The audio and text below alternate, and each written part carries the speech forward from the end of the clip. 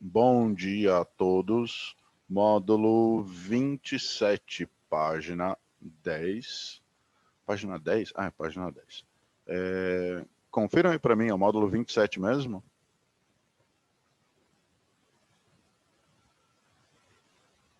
Isso, ok, perfeito. Então, vamos lá.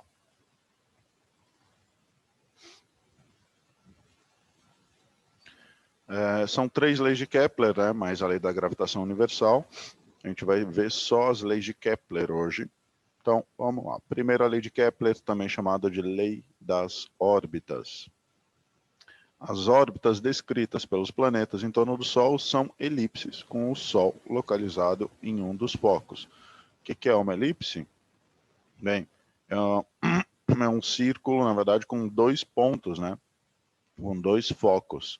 Daí a gente olha, analisa a distância D1, a distância D2, e a soma de D1 com D2 é sempre constante.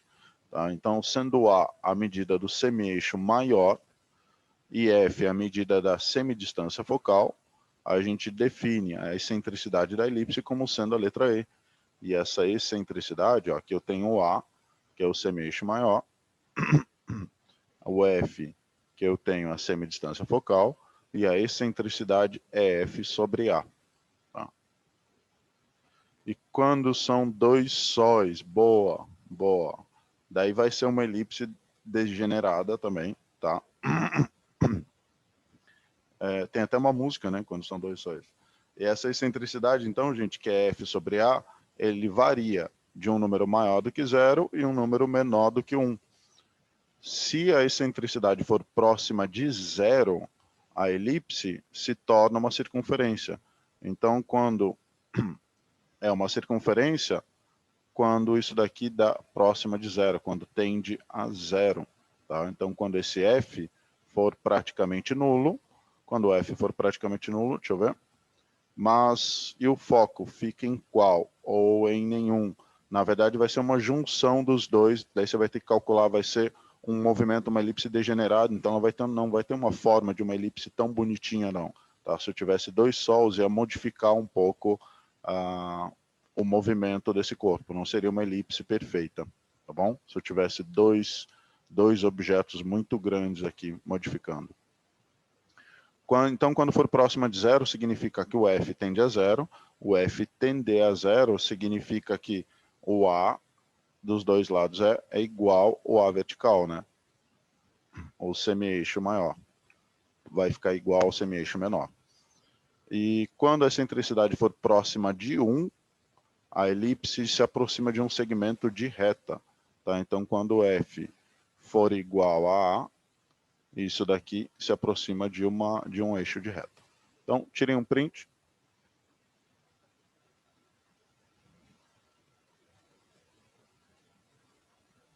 Ok. Segunda lei de Kepler, também chamada de lei das áreas. Tem vários enunciados para essa segunda da lei, tá? Então, raio vetor ou raio posição do planeta seria esse cara aqui, em vermelho. É um raio que liga o centro, né, do Sol até a extremidade do centro do planeta. E daí o raio vetor varre uma certa área, num certo intervalo de tempo, vamos chamar de área A. O A representa a área varrida pelo raio vetor durante um certo intervalo de tempo. O primeiro enunciado fala: o raio vetor que liga um planeta ao Sol varre áreas iguais em intervalos de tempos iguais. Então, se eu pego um raio vetor em qualquer outra posição, se ele varrer a mesma área, se a área 1 for igual à área 2, significa que o tempo que ele levou para percorrer o A1 vai ser igual ao tempo que ele levou para percorrer o A2. Se A1 igual a 2, então tempo 1 igual a tempo 2. Segundo enunciado, a área varrida pelo raio vetor de um planeta é proporcional ao intervalo de tempo gasto. Então, a área é K vezes ΔT, e esse K, gente, é uma constante de proporcionalidade que a gente chama de velocidade areolar, tá? Que ele mostra para a gente quão rápido esse planeta está. E o terceiro enunciado é que a velocidade areolar de cada planeta é constante. Então, A dividido por ΔT vai ser uma constante, por isso que a gente chama de constante de proporcionalidade. Tá bom? Então, aí estão todos os enunciados. Vamos para, na verdade, o enunciado, o principal, esse primeiro, né? O raio vetor varre áreas iguais em tempos iguais. Isso é importante para a gente analisar a velocidade do planeta quando ele está próximo e quando ele está afastado, tá? A velocidade dele e a aceleração dele, quando ele está se aproximando, vindo para o periélio, ou quando ele está se afastando, indo para o afélio. Tá? Então, print. Ok. Consequências da segunda lei. Então, aqui está meu movimento elíptico e o planeta está girando em torno do Sol, varre uma área aqui, varre a área ali, e ele continua no seu movimento, né? E, bem, área 1, área 2, se a área 1 igual a área 2, significa que como as áreas são iguais, os tempos são iguais. Mas a consequência da segunda lei mais importante é a medida do trecho AB é maior do que do trecho CD. Pessoal, se o ΔS aqui é maior no AB do que no CD, e o tempo é o mesmo, o planeta percorre uma distância maior no mesmo intervalo de tempo, quando ele está próximo do Sol, e percorre uma distância menor no mesmo intervalo de tempo, quando ele está afastado do Sol. Então, a velocidade no trecho AB é maior do que no trecho CD. Os tempos são iguais, a distância não. A distância do AB é maior. Então, a velocidade é maior ali. Tá? Então, no afélio, a velocidade é mínima. No periélio, a velocidade é máxima. Então, o movimento de translação somente seria uniforme se a órbita do planeta fosse circular. Tá? Mas não é circular. E pontos importantes, se ele estiver aqui, ó, vindo do periélio para o afélio, eu tenho um movimento acelerado. A aceleração coincide com a direção da velocidade, né? Uma parte dela, a aceleração tangencial, coincide com a direção da velocidade e aumenta a velocidade. Do periélio para o afélio, eu tenho um movimento retardado, onde a aceleração tangencial é oposta à velocidade. Tá? Então, afélio, afastado, velocidade mínima, acelera até o periélio, velocidade máxima, e daí desacelera para chegar na velocidade mínima e assim por diante. Tá? Então, da segunda lei, a coisa mais importante é essa aqui.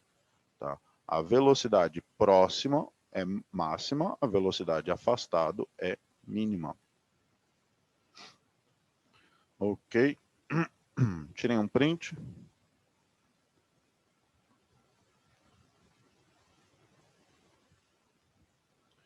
E vamos lá, vamos continuar.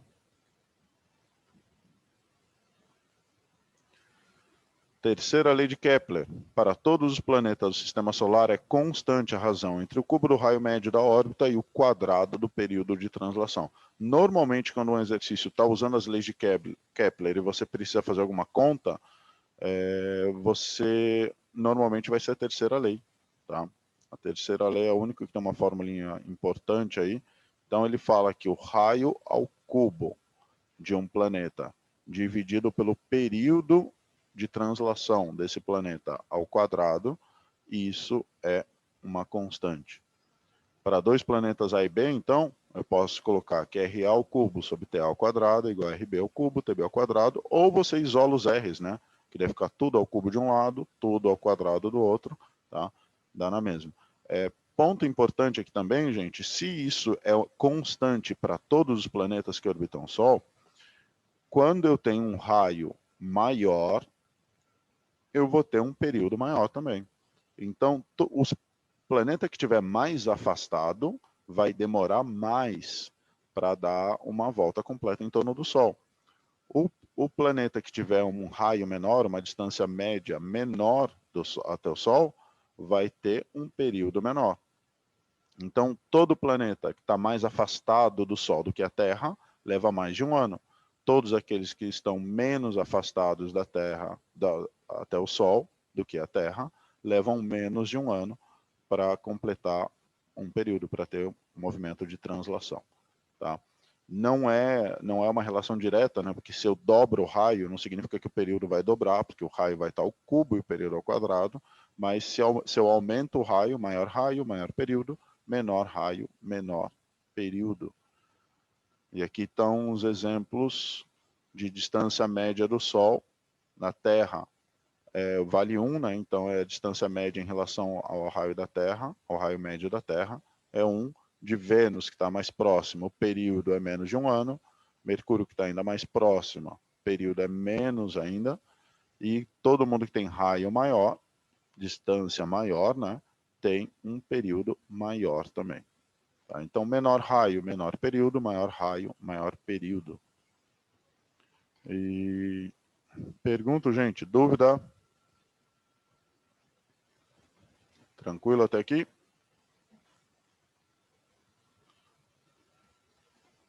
Ok, vamos continuar. A figura representa a órbita elíptica de determinado planeta em torno de sua estrela. O período de translação desse planeta é t e o intervalo de tempo necessário para que ele percorra o trecho AB é t sobre 5. Considerando que as áreas A1 e A2 sejam iguais, o intervalo de tempo necessário para que o planeta percorra o arco CA é... Pessoal, ele falou que para percorrer o trecho AB, de A para B, aqui ele levou t sobre 5. E ele falou que essas duas áreas são iguais. Se essas duas áreas são iguais, o tempo que ele vai levar para percorrer o trecho BC vai ser igual, t sobre 5. Então eu tenho t sobre 5, que já foi gasto, t sobre 5 aqui também. Então eu tenho 2t sobre 5, que foram gastos para percorrer o trecho do trecho A até o trecho C. Daí sobra, né, eu vou fazer t menos 2t sobre 5 para o tempo entre o trecho C e o trecho A. Então, bem tranquilinho o exercício. O tempo do trecho AB é igual ao BC, que é t sobre 5. Áreas são iguais, isso significa que o total do tempo de A até C é a soma de 2 vezes t sobre 5. E o tempo total, o tempo de C para A, vai ser o tempo total menos o tempo de A até C. Então, período menos 2t sobre 5, isso daqui dá 3t sobre 5. Alternativa certa, letra C.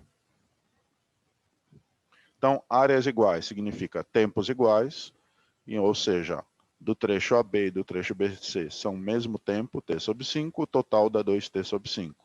O que resta, o que falta para o período completo do planeta é 3t sobre 5.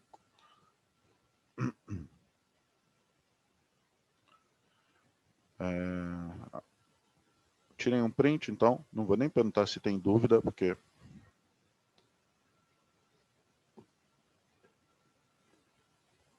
acredito que não tenham. E vamos lá, exercício número 2. Em agosto de 2018, a NASA lançou a sonda solar Parker, destinada a investigar o Sol, passando pela coroa solar. A sonda seguirá uma trajetória dando várias voltas em torno do Sol, em órbitas elípticas com grande excentricidade. Considere um corpo que descreve uma órbita elíptica em torno do Sol, como ilustra a figura A. Então eu tenho um corpo que está passando por essa parte aqui onde está mais próxima do Sol, área 1, mais afastado, área 2. A área da elipse varrida pela linha que liga o corpo ao Sol, no trecho 2, é o dobro da área varrida no trecho 1. Então, se a área 2 é o dobro da área 1, isso significa que o tempo que leva para percorrer o 2 é o dobro do tempo do 1. Já as distâncias percorridas nos trechos são tais que a distância 2 é 0,8 d1. Se a velocidade escalar média do corpo no trecho 1 é 172.000 km por hora, quanto vale a velocidade escalar média no trecho 2? Bem, pessoal, dados, a velocidade no trecho 1, 172.000 km, a distância 2 é 0,8 d1, a área A2 é 2 vezes a área 1, e se a área 2 é 2 vezes a área 1, isso significa que o tempo 2 é 2 vezes o tempo 1. Velocidade média, ΔS sobre ΔT. Vamos escrever isso para o 1 e para o 2. Para o 1 é D1 sobre ΔT1, para o 2 é D2 sobre ΔT2. E vamos substituir os valores. Ó. Eu tenho D1 sobre ΔT1 é 172 mil. D2, na verdade, eu posso colocar como 0,8 D1. E o tempo 2, 2 ΔT1. Então eu tenho D1 ΔT1, D1 ΔT1. Eu posso substituir esse monstrinho aqui por 172 mil. Então o V2 vai ficar 0,4, né? Que é 0,8 dividido por 2, vezes 172 mil. E isso dá 68.800 km por hora. Tem alternativa? Não, não tem. Essa era uma questão de segunda fase, é sério mesmo? Peraí.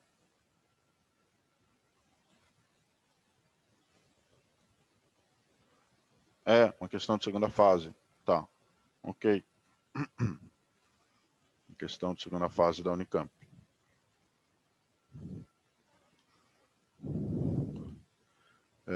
Pessoal, vocês vão prestar Unicamp? Quem tanto aí vai prestar Unicamp? Dá um tchauzinho. Sim, ok. Antônio, Luca, Rafaela, Beatriz, não. Vamos, ok, sim. A Unicamp tem uma coisa característica do vestibular da Unicamp na parte de física, que é uma física, a primeira fase é uma física muito simples, tá? Mas quer ficar em São Paulo? Sim, não, mas é bom prestar e ter opção, né? Ter opção é sempre, abrir o leque é sempre importante. A primeira fase de física da Unicamp é super, mas super de boa mesmo, tá? É raríssimo ter um exercício complicado de verdade na primeira fase. A segunda fase eles complicam um pouquinho mais, mas vira e mexe tem exercício como esse aqui, né? Que a gente resolveu usando velocidade média, e a única coisa que a gente teve que lembrar é isso, ó. Se a área é o dobro, o tempo é o dobro, tá? Simples assim. Então, mesmo segunda fase da Unicamp, ela não pega tão pesado nem de perto com relação à FUVEST. É um ótimo vestibular, principalmente para quem não é de exatas. E a faculdade é fantástica, né? Então, bem, então, velocidade 2, 68.800 km por hora. Vamos lá. Exercício número 3. Durante o ciclo lunar de aproximadamente 4 semanas, observa-se uma mudança no diâmetro da Lua quando a vemos de um mesmo local da superfície da Terra e sob a mesma altura no céu relativamente ao horizonte. A imagem apresenta uma montagem que permite a comparação desses diferentes tamanhos no decorrer do ciclo completo.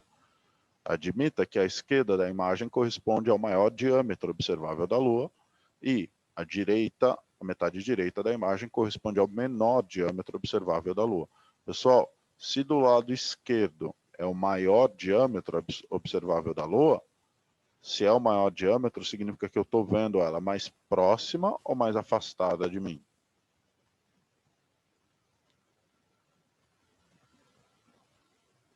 Mais próxima, perfeito. E se está mais próxima, significa que está no periélio. E se está no periélio, significa que a velocidade é a máxima possível. Tá? Então aqui eu estou numa região onde eu tenho máxima velocidade, que está no periélio. E a metade da direita, como ele falou que corresponde ao menor diâmetro observável, significa que desse lado direito está no afélio. Então a velocidade é a mínima possível. Tá? Então, periélio, máxima velocidade, afélio, mínima velocidade. Podemos dizer que a parte da esquerda e a parte da direita da imagem correspondem nessa ordem ao momento em que a Lua se encontra em seu. Então, a esquerda é vista maior, portanto, ela está no perigeu ou periélio, onde a velocidade de translação é máxima. A metade direita é vista menor, então ela está no seu apogeu ou afélio, onde a velocidade de translação é mínima. Isso dá para a gente? Alternativa certa, letra D. Então, perto, velocidade máxima, afastado, velocidade mínima.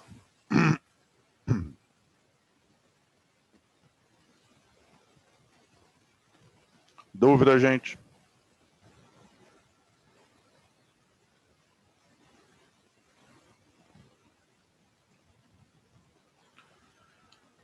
Não? Ok. Então, vamos lá, vamos continuar.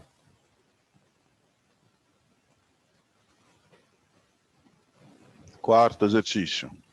A mãe de Jéssica sempre descrevia para a filha um sistema planetário que via em seus sonhos, da qual batizou de sistema Socasa. Tal sistema era composto por uma estrela central e 2 planetas que orbitavam a estrela, um mais maciço chamado Mam e outro mais maciço chamado Filha, conforme se demonstra na imagem a seguir. Sabendo-se que a relação entre os períodos de evolução da mãe e da filha é de 1/8, a relação entre os raios médios das órbitas de Mam e de Daughter valem. Então, ele quer saber a relação entre os raios médios. Façam aí para mim, gente. Vou dar 1 minuto aí para vocês tentarem resolver. Tentem fazer. E aí me digam qual que é a relação entre os raios.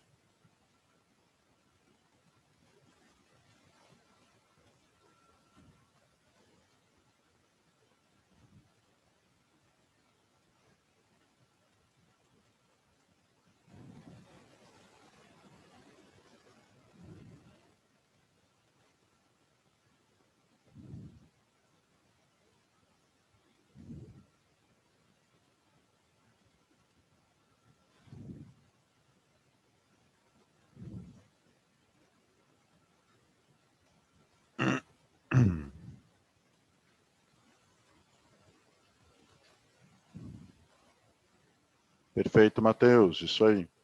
Isso mesmo.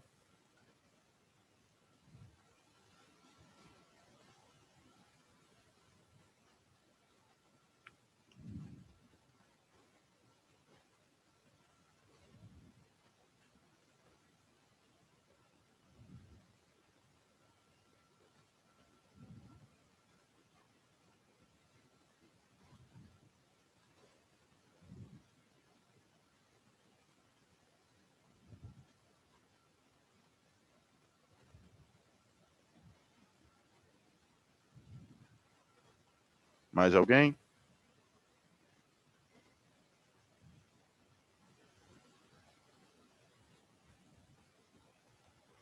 Bem, pessoal, tem 2 jeitos de resolver isso. Tem a maneira praticamente de cabeça de resolver e tem a maneira mais bonitinha, que é uma questão de segunda fase, você ia colocar. Mas a ideia é a seguinte, ó, como ele deu relação entre os períodos, ele falou período da mãe dividido pelo período da filha, é 1/8. E daí você lembra que a equação é R à terceira sobre período ao quadrado é uma constante. O período tem que estar ao quadrado. Então, a ideia é, faz o quadrado disso. Quadrado disso dá 1 sobre 64. E depois tira a raiz cúbica disso. Raiz cúbica de 1 sobre 64 é 1 sobre 4, né? Raiz cúbica de 64 é 4. Ah, travou? Espera aí. Deixa eu voltar um pouco o slide.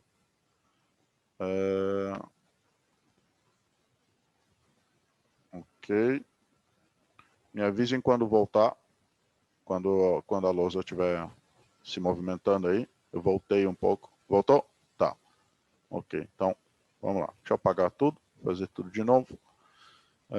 Ok, então, ó, ele deu a relação entre os períodos da mãe e da filha, período da mãe e período da filha. Estou tentando mostrar para vocês como que vocês fariam de cabeça isso aqui, né? 1/8. Na equação, você sabe que o raio está ao cubo e que o período está ao quadrado. Então, a primeira coisa que eu faço é eu colocaria isso aqui ao quadrado. E 1/8 ao quadrado dá 1 sobre 64. Mas daí, para achar a relação de raio, eu teria que tirar esse cubo daqui e jogo raiz cúbica aqui. Raiz cúbica de 1/64 é 1/4. Acabou a questão, tá bom? Então, se ele deu relação de período, eu faço ao quadrado e depois eu tiro a raiz cúbica. Se ele tivesse dado uma relação, ó, se fosse um exercício diferente, ele tivesse falado de uma relação de raios, raio da mãe sobre o raio da garota, sei lá, é 1/6. Daí eu faria isso ao cubo e tiraria a raiz quadrada depois disso. Então eu faria o contrário.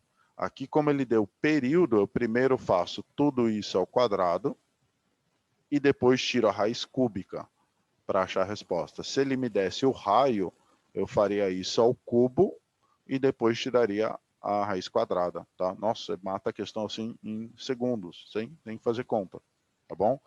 Bem, vamos escrever bonitinho aqui tudo, vocês vão ver que vai, no final das contas, vai dar isso.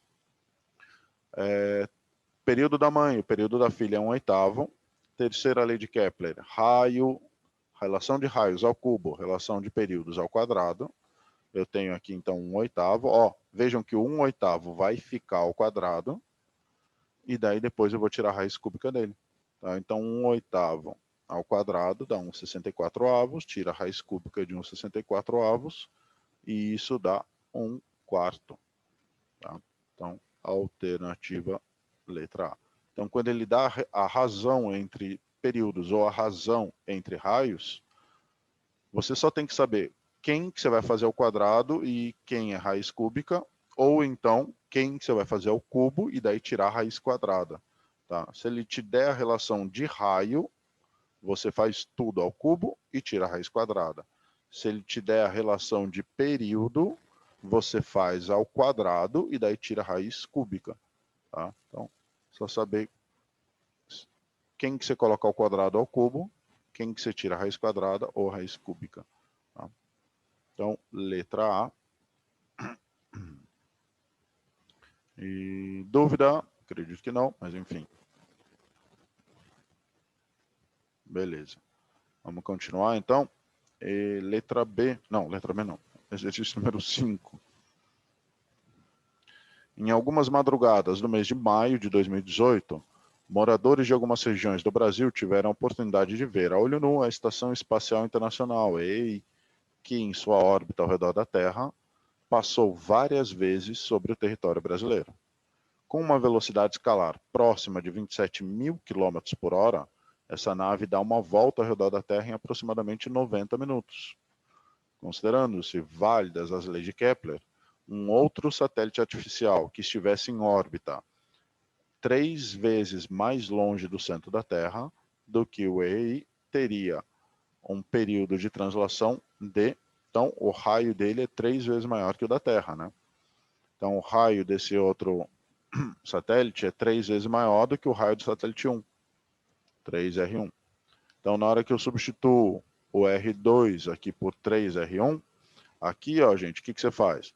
Tira a raiz coloca o cubo, o 3, e depois raiz quadrada do resultado que você achou. Daí você já achou a relação de T1 e T2, é só multiplicar por 90 minutos. Tá? Bem, então, ó, R2 eu troquei por 3R1, corta R1 com R1, fica 3 ao cubo. 3 ao cubo dá 27, tira a raiz quadrada de 27, e isso fica 3 raiz de 3, e a relação entre T2 e T1 é 3 raiz de 3, e isso significa que T2 é 3 raiz de 3 vezes T1. Então, T1 vale 90 minutos, fica 3 raiz de 3 vezes 90, ou seja, 270 raiz de 3 minutos. Alternativa certa, letra E. Então, o que a gente fez? Como ele deu a relação de raio, colocou aquele valor ao cubo, tirou a raiz quadrada, e daí a gente multiplicou pelo T1, que era o original que ele deu. Se ele não tivesse dado o T1, a resposta estaria aqui, ó. É uma relação de 3 raiz de 3. A razão entre T2 e T1, 3 raiz de 3. Dúvida, gente? Dúvida, dúvida?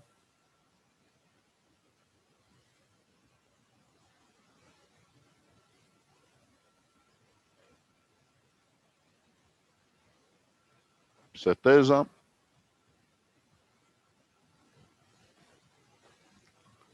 Ok, vamos fazer um exercício extra. Eu tinha colocado um exercício extra aqui nessa aula da parte de colisão, tá? Então vamos fazer um exercício extra aí, só para gastar um pouquinho do tempo, que a gente acabou muito cedo. E então vamos lá, ó. Um exercício extra que eu dei na turma do ITA na semana passada. Não é difícil não, tá bem tranquilo. Uma bomba tem velocidade V0 no instante em que explode e se divide em dois fragmentos, um de massa mzinho e outro de massa 2m. A velocidade do fragmento menor logo após a explosão é 5v0. Calcular a velocidade do outro fragmento desprezando a ação da gravidade e a resistência do ar durante a explosão. Então preciso calcular quanto vale a velocidade do outro elemento. Bem, pessoal, aqui está a configuração antes. Ó. Antes eu tinha uma massa, se depois que explode virou dois pedaços, um com massa m e outro 2m, então antes de explodir tinha massa 3m, né? 3m com velocidade v0. Isso daqui foi antes, e daí depois... Bum, explode e vira uma massa 2m para um lado esquerdo, massa m com velocidade 5v0 para o lado direito. Vamos ver de novo a animação. E bum! Gostaram, né? Agora vamos só deixar o antes e depois aí exposto. Então, vou fazer computação gráfica só para fazer os seus slides, tá? Então, foi semana passada que eu mostrei a de um gatinho, que o cara vai na corda e pega o gatinho. Eu mostrei, cheguei a mostrar para vocês essa. Eu achei muito divertida aquela. Ó, antes, o astronauta, isso mesmo. Então, antes tinha V0 com 3m, depois eu tenho 2m com uma velocidade final que eu não sei, e mzinho com 5v0. Essa bomba vai ficar explodindo o tempo todo, tá? Não vai parar de jeito nenhum. Considerando o sistema isolado de forças externas, no ato da explosão, vem quantidade de movimento no início é igual a quantidade de movimento no fim. No final, eu tenho 2m vezes essa velocidade, que eu não sei quanto vale, e m vezes 5, v0. Isso daqui é igual à quantidade de movimento antes, que é 3m v0. Aqui a gente pode cortar a massa de todo mundo, né? Todo mundo tem m. Vai ficar 2v mais 5v0 igual a 3v0. Vamos passar esse 3v0 para cá e o 2 para lá. Vai ficar 2v igual a menos 2v0. E isso significa que v igual a menos v0. Alternativa certa, letra C. Até o ITA tem exercício tranquilo, vai. Ó, esse é um deles. Tudo bem? Dúvida, gente?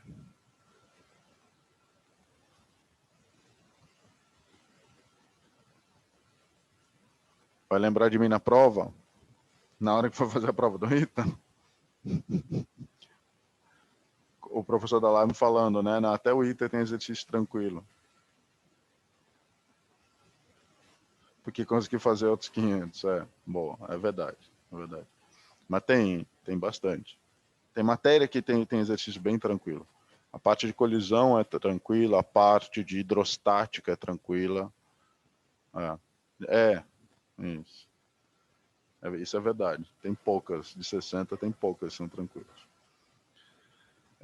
Bem, pessoal, obrigado a todos e a gente se vê semana que vem. Mas, Beatriz, você vai fazer a prova do ITA, mas você não está fazendo a aula, né?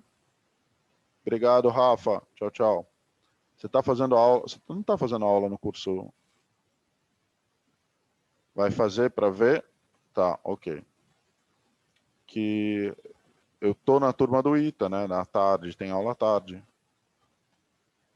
Ok, da Poli. Ok, tá. Vai fazer como um teste lá, só para ter um... Ok, entendi.